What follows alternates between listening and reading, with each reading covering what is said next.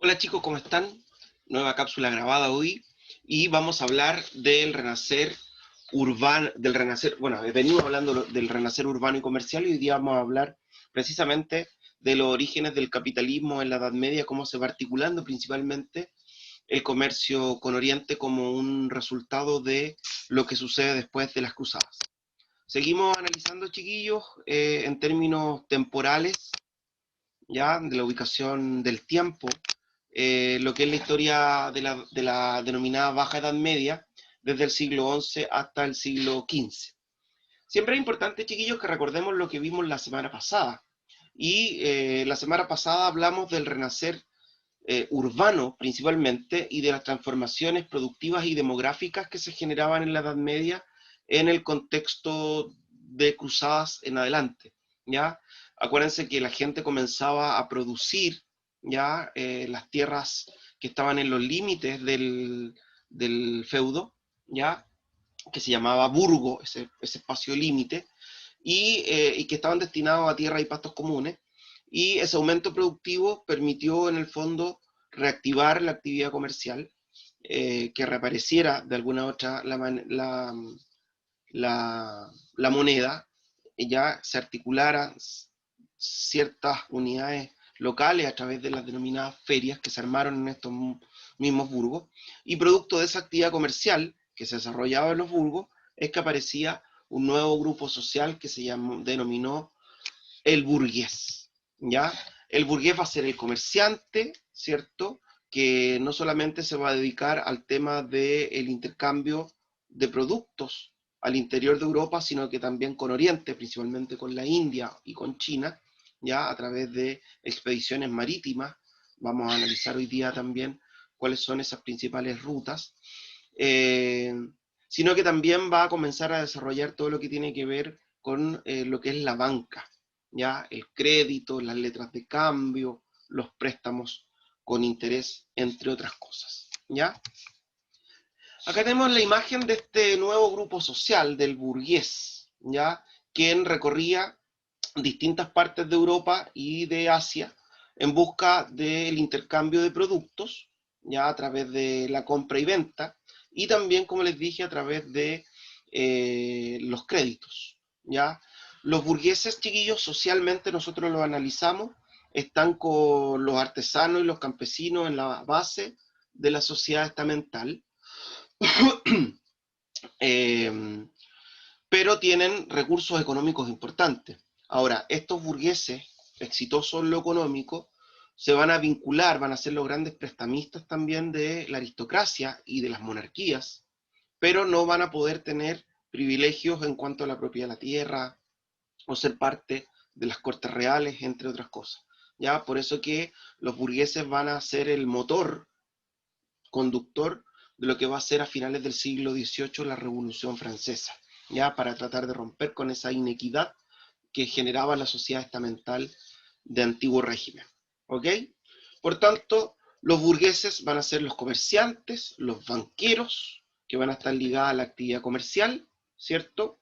Van a ser exitosos económicamente, van a ser los grandes prestamistas de la aristocracia y de las monarquías reales, ¿cierto? Pero socialmente van a estar en el grupo de abajo, junto a los campesinos y a los artesanos. La semana pasada también hablamos de los artesanos, ¿se acuerdan? Que los artesanos se agrupaban en gremios, con la finalidad en el fondo de proteger los precios de su producto, asegurar la calidad, ¿cierto? Y había todo un rito, desde el aprendiz hasta el primer oficial, hasta ser ya maestro, ya el gremio de carpinteros, de herreros, entre otras cosas. ¿Ya? Chiquillos, los burgueses tienen un estilo, como ustedes pueden ver en la imagen, un estilo de partida. Aparece el globo terráqueo, esta idea de explorar rutas, ¿ya? Viven, chiquillos, bajo, este es un retrato, ya, lo cual era caro en aquel tiempo. Está muy ligado al mundo intelectual, ¿cierto? Pero también a la ostentación del dinero que ellos tienen a través de esta importante ropa y voluminosa ropa con la cual se presentan. Por eso que para esta época, chiquillos, los productos que hay en Oriente, principalmente las especias y la seda, se transforman en productos altamente demandados en Europa por los grandes banquetes de ostentación que tenían los burgueses y, también, y los reyes también, y por otro lado, la seda, ¿ya? Y la tela que se podía traer principalmente de India o de China, el algodón, para estas ropas ya ostentosas que se ocupaban en esa época cortesana. El intercambio con Oriente, desde Occidente y con Oriente, es una consecuencia directa de las cruzadas, chiquillos, y se hacía a través de rutas marítimas. El objetivo principal que se perseguía era traer desde Oriente productos muy preciados, que se tenían muy preciados en Occidente, como eran las especies, la pimienta, el ají color, ya, la canela, el clavo de olor, entre otras cosas, y también el algodón y otras materias primas como la seda para hacer la ropa, como les decía anteriormente. Ahora, este comercio con Oriente era lucrativo, se ganaba mucho dinero, pero era altamente riesgoso, ¿ya? Por la inseguridad de las rutas, porque además el traslado de productos en estos barcos a través de las principales rutas era lento, y si uno le sumaba lo lento del traslado más la inseguridad, hacía que los precios muchas veces fueran bien altos, ¿ya? Por tanto, el negocio de alguna u otra manera era lucrativo, pero riesgoso, inseguro. Las principales rutas comerciales que nosotros vamos a tener en este comercio entre Oriente y Occidente, chiquillos, antes de continuar con explicándoles estas rutas comerciales, darles la retroalimentación que en su libro esta información está en la página 232 y 233, y de hecho ustedes van a tener que posteriormente consultar esas páginas para realizar la actividad en su cuaderno de la página 233. ¿Ya? Las principales rutas, chiquillos, la principal ruta era la del mar Mediterráneo. ¿Por qué? Porque para llegar a la India, que está acá abajo, ¿cierto? Y a China, había que cruzar el mar Mediterráneo navegándolo, llegar a la capital del Imperio Romano de Oriente, Constantinopla, y de ahí por tierra hacer la ruta, lo que hoy día es Estambul, lo que se denomina la ruta de la seda, ¿ya? O de las especies, y llegar a los mercados de Oriente a comerciar.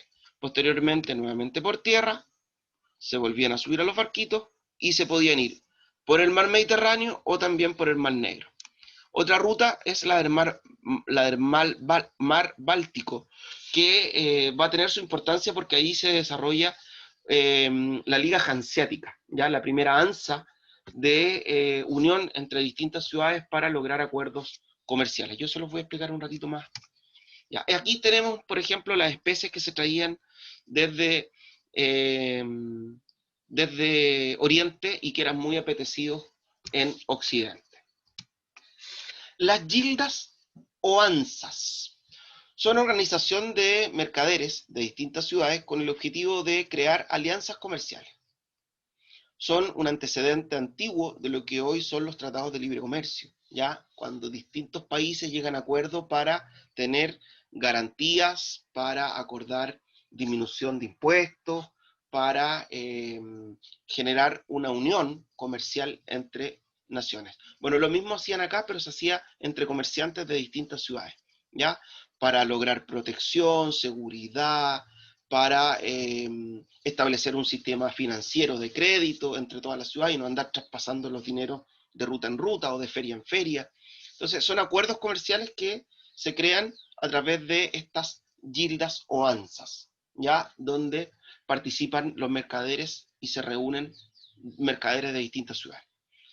La más importante de estas ANSAs fue la ANSA germánica o también llamada Liga Hanseática, que fue creada en 1538. Acá tenemos, chiquillos, en torno a lo que es el mar Báltico, distintas ciudades, desde el sur de Inglaterra, pasando por los Países Bajos y ciudades alemanas, que llegan a acuerdos, por ejemplo, de no cobrarse impuestos al momento en que llegan los barcos de los mercaderes o comerciantes a comerciar que estén inscritos dentro de esta unión de ciudades con un carácter comercial.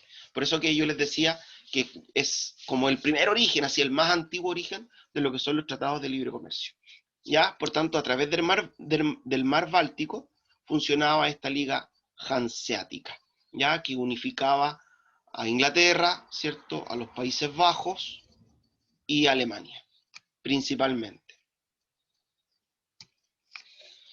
Obviamente que producto de este desarrollo económico, ya a través de la actividad de las ferias, pero ya no solamente de las ferias locales, sino que ahora intrarregionales o continentales, sobre todo entre Oriente y Occidente, es que se va a desarrollar la banca. Cuando uno habla de banca se refiere a los bancos. ¿Cómo surgen los bancos? Surgen en el siglo XII porque aparecen los cambistas, aquellos tipos que cambiaban dinero, ya tasaban los dineros y también los cambiaban.